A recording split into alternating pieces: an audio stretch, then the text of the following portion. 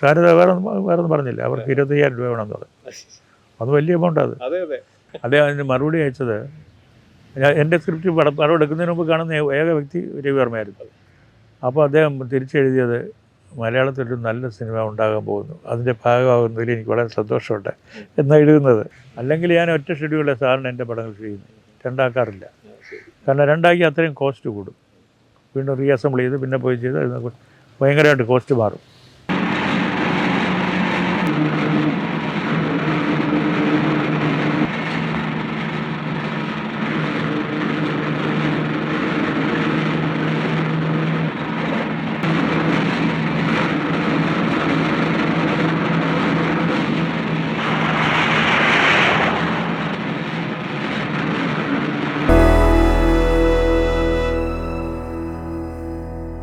ഈ സ്വയംവരം വാസ്തവത്തിൽ Indian cinema ചരിത്രത്തിലും മലയാള cinema ചരിത്രത്തിലൊക്കെ വലിയ എന്താ പറയുക, ഒരു വലിയ വഴിത്തിരിവ് കുറിച്ചെങ്കിലും അതൊന്ന് സൃഷ്ടിക്കാൻ വേണ്ടി, അല്ലെങ്കിൽ അതൊന്ന് സാക്ഷാത്കരിക്കാൻ വേണ്ടിയിട്ടുണ്ടായിട്ടുള്ള ബുദ്ധിമുട്ടുകൾ, അത് പ്രധാനപ്പെട്ട വലിയ സിനിമകളുടെയൊക്കെ പിന്നിൽ ഇത് കേട്ടിട്ടുണ്ട്. സത്യജിത്രയുടെ പതേർപ്പാഞ്ചാലിക്ക് വേണ്ടി നടന്നത്. പക്ഷേ ഈ പറഞ്ഞ പോലെ അന്ന് ഫിലിം ഇൻസ്റ്റിറ്റ്യൂട്ടിൽ നിന്ന് പാസ്സായ 7 വർഷം കഴിഞ്ഞിട്ടാണ് അടൂർ ആ സിനിമ എടുക്കുന്നത്.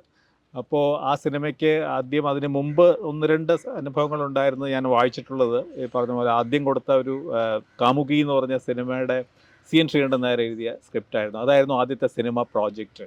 അത് ഫിലിം ഫിനാൻസ് കോർപ്പറേഷൻ അതിന് സഹായം നിഷേധിച്ചു. അങ്ങനെ വീണ്ടും തുടർന്നു. അപ്പോൾ അതിൽ വളരെ രസകരമായ, അതിന് മുമ്പുണ്ടായ ഒരു രസകരമായ സംഭവം, അത് മലയാള സിനിമ ചരിത്രത്തിലും വളരെ ശ്രദ്ധിക്കപ്പെടേണ്ട ഒരു, അല്ലെങ്കിൽ നന്ദിയോടെ ആൾക്കാർ സ്മരിക്കേണ്ട ഒരു പേര്, ആർക്കും അറിഞ്ഞുകൂടാത്തൊരു പേര് അടൂർ പറയുന്നുണ്ട്. KT ജോൺ എന്ന് പറഞ്ഞ ഒരാൾ.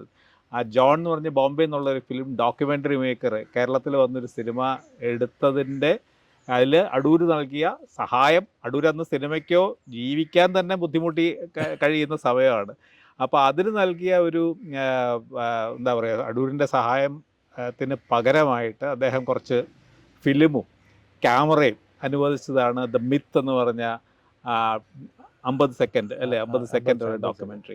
അപ്പോൾ ഈ ജോൺ അങ്ങനെ മലയാള സിനിമയിൽ ഒരു വലിയ സംഭാവന ആ രീതി ചെയ്തിട്ടുണ്ട്. അടൂരിൻ്റെ ഒരു ആദ്യത്തെ ഡോക്യുമെൻ്ററി, ഒരു ഫുൾ ഫ്ലെജ് ഡോക്യുമെൻ്ററി ആയിട്ട്. അന്ന് ആ മിത്താണ് വാസ്തവത്തിൽ ഫിലിം ഇൻസ്റ്റിറ്റ്യൂട്ടിൽ നിന്ന് ഇറങ്ങിയതിന് ശേഷം ചെയ്ത ഒരു മേജർ പ്രോജക്റ്റ് അല്ലേ. അന്ന് അധ്യാപകനായിട്ടുള്ള സതീഷ് ബഹദൂറാണ് അടൂരിനോട് അത് നിർദ്ദേശിച്ചത്. മോൺട്രിയലിലെ ഇൻ്റർനാഷണൽ എക്സ്പോ നടക്കുന്നുണ്ടായിരുന്നു. അതെ. അപ്പോൾ അതിൻ്റെ ഭാഗമായിട്ട് 50 സെക്കൻഡുള്ള പടങ്ങളുടെ ഒരു കോമ്പറ്റീഷൻ. അപ്പോൾ അതിൽ എന്നോട് ഇത് എഴുതി അയക്കണം എന്ന് പറഞ്ഞിട്ട് സതീഷ് ബഹദൂർ എനിക്ക് എഴുതി. അതെ. അപ്പോൾ ഞാൻ എവിടുന്ന് ഇതിന് പൈസയും ക്യാമറയൊക്കെ എവിടുന്നാണ്, അങ്ങനെ ഇരിക്കുമ്പോഴാണ് ഇത് വരുന്നത് സംഭവം. ഈ ജോണിനെ പറ്റി അതുപോലെ ജോണ് ഫിലിം ഇൻസ്റ്റിറ്റ്യൂഷന് വേണ്ടിയാണ് അങ്ങനെ ഡോക്യുമെൻ്ററികൾ എടുക്കുന്നത് ബോംബെയിൽ. KT ജോൺ അങ്ങനെ ബോംബെയിൽ സെറ്റിൽഡ് ആയിരുന്നു. ജോണിനെ എനിക്ക് ബോംബെയിൽ നിന്ന് അറിയാം. കാരണം ഡോക്യുമെൻ്ററി എടുക്കുന്നവരൊക്കെ എനിക്കന്ന് പരിചയം. കാരണം ഞാൻ ഫിലിം ഇൻസ്റ്റിറ്റ്യൂഷനിലെ ഞാനും ഡോക്യുമെൻ്ററികളൊക്കെ എടുക്കുന്ന കാര്യമായിട്ട് പോകാറുണ്ട്. അപ്പോൾ അവിടെ കണ്ട് പരിചയപ്പെട്ട. അപ്പോൾ ഒരു മലയാളി ഡോക്യുമെൻ്ററി ഫിലിം മേക്കർ അങ്ങനെ ഉള്ളായിരുന്നു അന്നവിടെ. അങ്ങനെ സാധു തിരുനാളിനെ പറ്റി ഒരു ഡോക്യുമെൻ്ററി ചെയ്യാനാണ് വന്നത്. അപ്പോൾ എന്നോട് പല സഹായങ്ങളും ചോദിക്കാൻ ചെയ്തു കൊടുത്തു ലോക്കലായിട്ട്. അല്ല, അത് വായിച്ചത് അടൂർ തന്നെ എഴുതി വായിച്ചത്. അതെല്ലാം എടുത്ത് കഴിഞ്ഞ സമയത്ത് പോകാൻ നേരെ കുറച്ച് റോ സ്റ്റോക്കും ക്യാമറയോട് ഞാൻ കൊതിയോടെ അതിനെ നോക്കി. അപ്പോൾ അദ്ദേഹത്തോട് അതൊരു അല്പനാൾ സമയത്തേക്ക് അല്ലെങ്കിൽ അത് കിട്ടിയില്ലായിരുന്നെങ്കിൽ ആ ഡോക്യുമെൻ്ററി ഉണ്ടാക്കാൻ പറ്റില്ലായിരുന്നു അല്ലേ.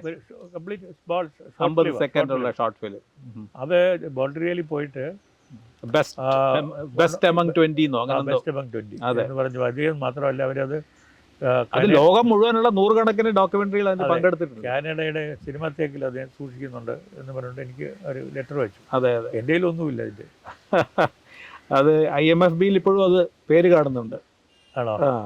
ദ മിത്ത് എന്ന് പറഞ്ഞിട്ടുണ്ട്. പക്ഷേ ഈ പറഞ്ഞ പോലെ കാനഡ അതിനകത്താണ് ഇരിക്കുന്നത്.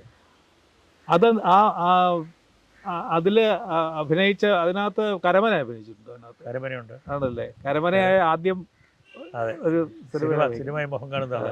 പിന്നെ ഒരു സംവിധായകന്റെ ഭാര്യയായ ഒരു യുവതിയല്ല അഭിനയിച്ചിട്ടുണ്ട്. ആരാണത്? ശ്രീമാനന്ദയുടെ വൈഫ്. ഓ, അത് ശരി. അവരതിനകത്ത് തമ്പിയോട് ഇതുവരെ ഞാൻ പറഞ്ഞിട്ടില്ല. ശരി. അത് ഞാൻ വായിച്ചപ്പോഴാണ് അത് പേര് പറയുന്നില്ല, അപ്പൊ അത് ആരായിരുന്നു എന്ന് അറിയാൻ. നല്ല കണ്ണുകളായിരുന്നു. അതെ അതെ അതെ. അത് മറ്റേ ടൈറ്റ് ക്ലോസപ്പ് പരമപുരം ഇങ്ങനെ. അതൊരു ടൈറ്റ് ക്ലോസിൽ ഒരു ഒരു ഒരു ഒരു കുഞ്ഞിലാ തുടങ്ങുന്ന ഒരു ബലൂൺ. അതെ, ഒരു മനുഷ്യാവസ്ഥയെ കുറിച്ചുള്ള അല്ലേ, അങ്ങനെ എന്തോ. അതാണ് മിത്ത് ഓഫ് ലൈഫ്. അതെ, ആദ്യം തന്നെ ഫിലോസഫിക്കലാണ്. അത് ചെയ്യുമ്പോൾ ഭയങ്കര ഫിലോസഫി ആണല്ലോ, ലളിതമായിട്ടുള്ളൊന്നും ആലോചിക്കല്ല. അതെ അതെ. അപ്പം അതിൻ്റെ പ്രത്യേകത അവരാരും അങ്ങോട്ടും ഇങ്ങോട്ടും പരസ്പരം കണ്ടിട്ടില്ല. ഈ കുട്ടിക്ക് പറഞ്ഞുകൂടാ ഇങ്ങനെ, പിന്നെ മറ്റേ ഭാഗത്ത് ജനാർദ്ദാരുടെ മുഖോടൊന്നും അറിയുന്നില്ലല്ലോ. ശരി. ഇങ്ങനെ അവരുടെ മുഖം മാത്രമേ ഷൂട്ട് ചെയ്തിട്ടുള്ളൂ. അത് ശരി. ഈ അത് കഴിഞ്ഞപ്പോഴാണ് ഒരിക്കൽ മണിക്കൗൾ പറഞ്ഞേക്കുന്നത്, ഇൻസ്റ്റിറ്റ്യൂട്ടിൽ ഡിപ്ലോമ ഫിലിമിൽ മണിക്കൗൾ അഭിനയിച്ചിട്ടുള്ളത്. അത് അടൂര് തന്നെ മറന്നുപോയി. മണിക്കൗൾ അവസാനം ഓർമ്മിച്ചു, ഞാനായിരുന്നു നിങ്ങളുടെ നായക നടൻ. മണിക്കാളുണ്ടായിരുന്നു, പിന്നെ ജോൺ ഉണ്ടായിരുന്നു, സുഭാഷ് ഗൈ ഉണ്ടായിരുന്നു. സുഭാഷ് ഗൈ, അതെ സുഭാഷ് ഗൈ. അതെ. പിന്നെ ബോംബെയിലൊക്കെ പിന്നെ പ്രശസ്തനായ കോമഡിയനായിരുന്നു അസ്രാണി. അയാളുണ്ടായിരുന്നു. അതെ, അസ്രാണി മണിക്കൗളും വലിയ സുഹൃത്തുക്കളായിരുന്നു. അതെ. മണിക്കൗളുടെ അവിടെ ആക്ടിങ്ങിന് ചേരാൻ വന്ന ആളാണ് മണിക്കൗള്. അതെ. എങ്ങനെയാണ് അയാൾ ഡയറക്ഷനിലോട്ട് മാറിയെന്ന് എനിക്ക് അറിഞ്ഞൂടാ. പിന്നെ അയാൾ നേരെ ഡയറക്ഷനിലോട്ട് പോയി. അതെ.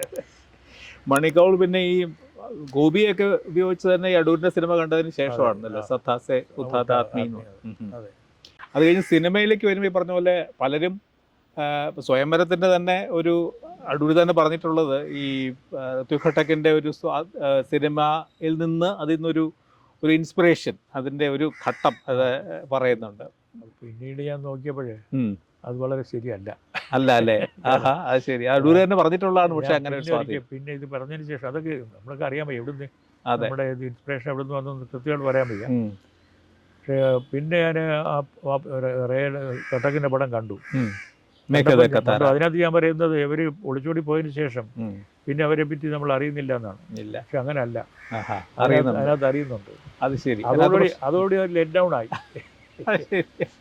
മറ്റേത് സീതയും അഭിരാമും തമ്മിലുള്ള ബന്ധം അത് കഴിഞ്ഞ് കൽക്കട്ടയിൽ എത്തുന്നതിനിടയ്ക്കുള്ള ആ കാലമാണ്. കാണിക്കുന്നില്ല എന്ന് ഞാൻ എഴുതി. അതെ, പക്ഷെ അങ്ങനെയല്ല, കാണിക്കുന്നുണ്ട്. ഞാൻ പടം കണ്ടപ്പോൾ എൻ്റെ, കാരണം അത് അപ്രസക്തമായതുകൊണ്ടായിരിക്കണം. ശരി. അത് ആ പടത്തിന്റെ മറ്റുള്ള രീതിയിലുള്ള ഉയർച്ചയിലൊരു ഭാഗമല്ല. ശരി, അതുകൊണ്ടായിരിക്കണം. അപ്പൊ അത് സിനിമ എടുക്കുമ്പോൾ അങ്ങനത്തെ ഒരു അത് ഒന്നുമില്ല. ഇല്ല, അതൊന്നും ആലോചിച്ചിട്ടില്ല. എവിടുന്നാ വന്നതെന്ന് എനിക്കറിഞ്ഞൂടാ. ഈ ഇത് FFCയുടെ ലോൺ 1.5 ലക്ഷം രൂപ അല്ലെ? 1.5 ലക്ഷം രൂപ, 1.5 ലക്ഷം അല്ല, 2 ലക്ഷം രൂപ, 2.5 ലക്ഷം രൂപ അതിന് ആയുള്ളൂ. 1.5 ലക്ഷം രൂപ ലോണും 1 ലക്ഷം നമ്മളെ ഉണ്ടാക്കിയത്. അത് ഒരു പിന്നെ നമ്മൾ ഇവരുടെ പ്ലാനിംഗ് ഡിപ്പാർട്ട്മെന്റ് ഒരു പടം ചെയ്തായിരുന്നു, പ്രതിസന്ധി എന്ന് പറഞ്ഞിട്ട്. അതൊരു പിന്നെ ഒരു കൊമേഴ്സ്യൽ ഫിലിമിന്റെ സ്റ്റൈലിലാണ് ചെയ്തത്, ലാറ്റക്സിന് വേണ്ടിയിട്ട്, ഗവൺമെന്റിന്റെ ഫാമിലി പ്ലാനിങ്ങിന് വേണ്ടിയിട്ട്. അപ്പോൾ അതിൽ കുറച്ച് പൈസ കിട്ടി. അതാണ് ശരിക്കും ഈ പടത്തിന്റെ നമ്മുടെ 1 ലക്ഷത്തിന്റെ വശമായിട്ട് പോയത്. അതാണ് ചിത്രലേഖയുടെ പേരിലായിരുന്നു ഡോക്യുമെന്ററി ഉണ്ടാക്കിയത്. ഈ ചിത്രലേഖ ഫിലിം സൊസൈറ്റി കോപ്പറേറ്റീവ് എന്ന് പറയുന്നത്, ഇപ്പോൾ കുളത്തൂർ ഭാസ്കരൻ നായരാണ് കോപ്പറേറ്റീവ് എന്നുള്ള ആശയമൊക്കെ കൊണ്ടുവന്നതെന്ന് പറഞ്ഞു. പക്ഷേ കുറച്ച് പൈസ അതിൽ നിന്നുണ്ടാക്കിയതാണ് ആ സിനിമ ഉണ്ടാക്കുന്നതിൻ്റെ പ്രധാനപ്പെട്ട പിന്നിൽ. അതിൽ ഏറ്റവും ശ്രദ്ധേയമായിരുന്നൊരു കാര്യം, അന്ന് 2 പ്രധാനപ്പെട്ട നടനും നടിയും തന്നെയാണ് അഭിനയിക്കുന്നത്. മധു സ്വാഭാവികമായിട്ടും അടൂരിൻ്റെ പഴയ സുഹൃത്താണ്. മധു അതിനകത്ത് തയ്യാറായിട്ടുണ്ട്. ശാരദയെ കാണുമ്പോൾ ശാരദയ്ക്ക് ഒരല്പം പ്രയാസം പറഞ്ഞു. നേരിട്ട് പോയി വിളിച്ചില്ല. ഇല്ല. മദ്രാസിലുള്ള നമ്മുടെ ഒരു പിന്നെ ഇത് പ്രൊഡക്ഷൻ ഏജന്റായിട്ട് വർക്ക് ചെയ്യുന്ന ആളുണ്ടായിരുന്നു. അയാളെ കൊണ്ടാണ് ചോദിപ്പിച്ചത് ശാരദയോട്. അപ്പോൾ ശാരദ വേറൊന്നും പറഞ്ഞില്ല. അവർക്ക് 25,000 രൂപ വേണമെന്ന് പറഞ്ഞു. അത് വലിയ എമൗണ്ട്. അത് അതെ അതെ. ഞാൻ എന്നെ വിളിച്ച് ചോദിച്ചു, എന്താ വേണ്ടത് സാർ, നമ്മൾ കൊടുക്കാമെന്ന് പറയും. ശരി. കാരണം ഞാൻ കേരളം മുഴുവനും എല്ലാ കോളേജുകളും എല്ലാ സ്ഥലങ്ങളും അന്വേഷിച്ചാണ് ഒരു പുതിയൊരു നടിയെ കൊണ്ടുവരാണ്, ഒരു പുതിയൊരു പയ്യനും കൊണ്ട് അഭിനയിപ്പിക്കാനാണ് ആദ്യം പ്ലാൻ ഇട്ടത്. ഓ അത് ശരി. മധു ആയിരുന്നില്ല ആദ്യത്തെ പ്ലാനിൽ? അല്ല, ആദ്യം പിന്നെ ഒരു പുതിയ ഒരാൾ തന്നെ ആയിക്കോട്ടെ, 2 പേരും പുതിയ നായികമാർ എന്നോട്ടിട്ടാ തുടങ്ങിയത്. നോക്കിയിട്ട് ഒരാളിനും കിട്ടുന്നില്ല. ഒരു കൊള്ളാവുന്ന വീട്ടിൽ നിന്നുള്ള പിന്നെ ഒരു സിനിമയിൽ പോകത്തില്ല. ഇത് അങ്ങനെയുള്ള സിനിമയല്ല എന്ന് പറഞ്ഞാലൊന്നും പറയാനുമില്ല, അവർക്ക് തോന്നുന്നില്ല. അതെ. പക്ഷേ അടൂർ അതിനകം തന്നെ നാടകരംഗത്ത് വളരെ സജീവമായി സൂക്ഷ്മമായി നാടകങ്ങൾ 8ാം ക്ലാസ് മുതൽ നാടകം അഭിനയിക്കുകയും നാടകം അവതരിപ്പിക്കുകയൊക്കെ ചെയ്യുന്നുണ്ട്. ചെയ്തിരുന്നു. അപ്പൊ നാടകരംഗത്തുനിന്ന് ആരെങ്കിലും കൊണ്ടുവരണ്ടെന്ന് അത് തീരുമാനിച്ചു? നാടകരംഗത്ത് നിന്നുള്ളവരെന്നൊക്കെ നമ്മൾ കുറേയൊക്കെ അന്വേഷിച്ചു നോക്കി. ആ റോളിന് പറ്റിയ ആൾ വേണ്ടേ. ശരി. നാടകത്തിൽ വരുന്നത് പലപ്പോഴും ഈ Theatrical. പ്രൊഫഷണൽ നാടകത്തിലൊക്കെ പോകുന്ന ആളുകൾ അതെ, നാടക ശൈലിയിലാണ്. വേറൊരു രീതിയാണ് മൊത്തത്തിൽ. ഇപ്പൊ ശാരദയെ തീരുമാനിക്കാൻ എന്തെങ്കിലും കാരണം? അതിനുമ്പോ അവര് എല്ലാം നടക്കി ഫെയിലിയർ ആയപ്പോഴേ ആ. എന്നാ പിന്നെ ശാരദയെ വിളിക്കാൻ തീരുമാനിച്ചു. അത് ശരി. അതും അവിടെ ഉണ്ടല്ലോ. അതെ, ശാരദയെ തീരുമാനിച്ച് ശാരദയുടെ അഭിനയം നല്ലതാണെന്ന് നല്ല അപ്രീസിയേഷൻ ശാരദയെ പറ്റി. അതിനകം തുലാഭാരം വന്നു. ശാരദയും മധുവിനെ എടുക്കാനുള്ള തീരുമാനമായിരുന്നു ശരിയെന്ന് എനിക്ക് പിന്നീട് തോന്നി. അതെ, കാരണം ഒരു പുതിയ രണ്ടുപേര് വന്നാൽ ഇത്രയും അവർക്ക് ആ ഒരു പ്രസൻസ് വരത്തില്ലായിരുന്നു. അതെ, ശാരദ ഇതിനകം തുലാഭാരത്തിൽ അഭിനയിച്ച് അതിനു മുമ്പ് അവാർഡ് കിട്ടിക്കഴിഞ്ഞിരിക്കുന്നു. ഉർവശി അവാർഡ് നല്ല രണ്ടാമത്തെ അവാർഡ്. അതെ. ആ സിനിമയുടെ ഒരു അതിൻ്റെ ചരിത്ര വാസ്തവത്തിൽ വലിയ രസമുള്ള ഒരു യാത്രയാണത്. ആ സിനിമ ആദ്യം എടുത്ത് പൂർത്തിയാക്കി അത് കൃത്യം 50 ദിവസം കൊണ്ട് മറ്റോ തന്നെ ഷൂട്ട് ചെയ്തത് അല്ലേ? അത് ഷെഡ്യൂൾ അനുസരിച്ച് ഷെഡ്യൂളായിട്ട് ചെയ്യേണ്ടി വന്നു. ആണല്ലേ? ശാരദ വളരെ തിരക്കായിരുന്നു. അതെ. അതുകൊണ്ടാണ് താമസിച്ചു പോയത്. അല്ലെങ്കിൽ ഞാൻ ഒറ്റ ഷെഡ്യൂളിലെ സാറിന് എൻ്റെ പടങ്ങൾ ചെയ്യുന്നു, രണ്ടാക്കാറില്ല. ശരി. കാരണം രണ്ടാക്കി അത്രയും കോസ്റ്റ് കൂടും. വീണ്ടും റീഅസംബിൾ ചെയ്ത് പിന്നെ പോയി ചെയ്ത് ഭയങ്കരമായിട്ട് കോസ്റ്റ് മാറും. ഞാൻ ഒറ്റ അടിക്കാണ്.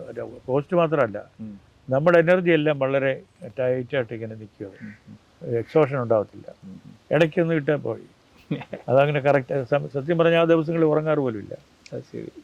അതിങ്ങനെ പകൽ മുഴുവൻ ഷൂട്ട്, രാവിലെ ഒരു ദിവസം തലേദിവസം രാത്രി മുഴുവൻ ഇരുന്ന് അടുത്ത ദിവസം എല്ലാ വർക്കെല്ലാം ഫൈനലായിട്ട് എല്ലാ അറേഞ്ച്മെൻറ്റ്സ് എല്ലാം ഫൈനലാക്കി പിറ്റേ ദിവസം അത് ചെയ്ത് അത് കഴിഞ്ഞ് വൈകുന്നേരം ആകുമ്പോഴത്തേക്ക് ഷൂട്ടിങ് കഴിഞ്ഞ് കഴിഞ്ഞാൽ പിന്നെ നമ്മളൊന്ന് രണ്ടാമത് അതിനെ പറ്റി ഒരു ഇതുണ്ട്. അതെ, സ്വയം ഒന്ന് നോക്കിയിട്ട് പിന്നെ അടുത്ത ദിവസത്തേക്ക് പ്രിപ്പയർ ചെയ്യുക. അപ്പോൾ നമ്മുടെ മെമ്പേഴ്സിനെല്ലാം അതെ നമ്മുടെ ക്രൂവിനെയൊക്കെ വിളിച്ചിട്ട് എന്ത് ചെയ്യണം അതിന് എന്നൊക്കെ പറഞ്ഞ് ഏർപ്പാട് ചെയ്ത് നമ്മൾ ഇതിനെല്ലാം ചെക്ക് ചെയ്ത് ഉറങ്ങാൻ കിടന്നാൽ ഇത് ഉള്ളതുകൊണ്ട് ഉറക്കം വരത്തില്ല.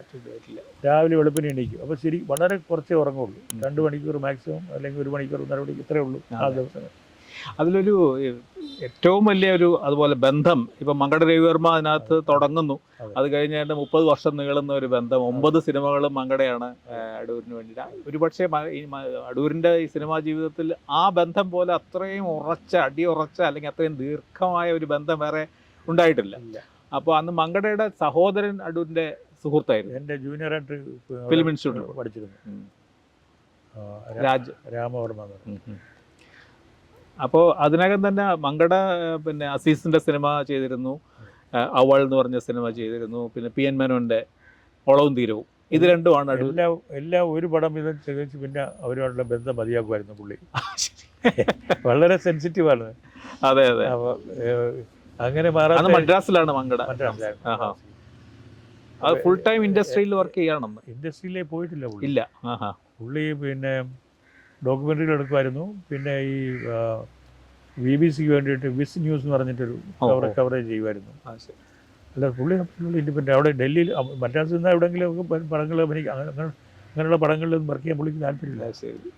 ഏറ്റവും ഒരുപാട് തവണ അടൂർ നേരിട്ടുള്ള ചോദ്യമാണ്, എന്താണ് നിങ്ങൾ തമ്മിലുള്ള സൗഹൃദത്തിൻ്റെ രഹസ്യം അല്ലെങ്കിൽ ആ കെമിസ്ട്രി? കാരണം അടൂര് നിങ്ങൾ പരസ്പരം വർത്തമാനം പറയുന്നതിനുള്ള ചുരുക്കമായിട്ടാണ് പലരും പറഞ്ഞിട്ടുള്ളത്. പക്ഷേ പരസ്പരം മനസ്സുകൾ ഒരേപോലെ പ്രവർത്തിച്ചിരുന്നു അല്ലേ? അതായിരുന്നു നമ്മുടെ രണ്ടുപേരുടെയും ആറ്റിറ്റ്യൂഡ്, സിനിമയോടുള്ള ആറ്റിറ്റ്യൂഡ് ഒന്നായിരുന്നു.